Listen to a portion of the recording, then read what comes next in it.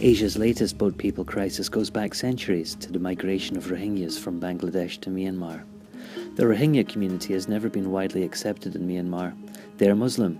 They speak a different language to most Burmese. The authorities in Myanmar have never recognized them as citizens, no matter how long they've been in the country. The plight of the Rohingyas worsened after Myanmar's old military rulers gave way to a nominally democratic government in 2011. But this also opened the way for virulent anti-Rohingya and anti-Muslim sentiment.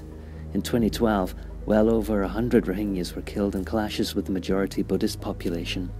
Some 140,000 others fled their homes for heavily guarded camps along Myanmar's border with Bangladesh. Many Rohingyas decided to try to get away, most often to Malaysia.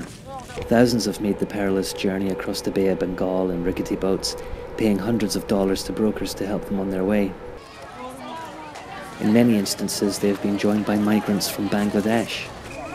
The United Nations estimates that 25,000 made the trip in the first 3 months of the year, double the number in the same period last year. This year, however, one of the main transit points, Thailand, has cracked down on the smuggling routes. It said enough was enough after discovering over 24 graves believed to belong to those of trafficked Rohingya and Bangladeshis.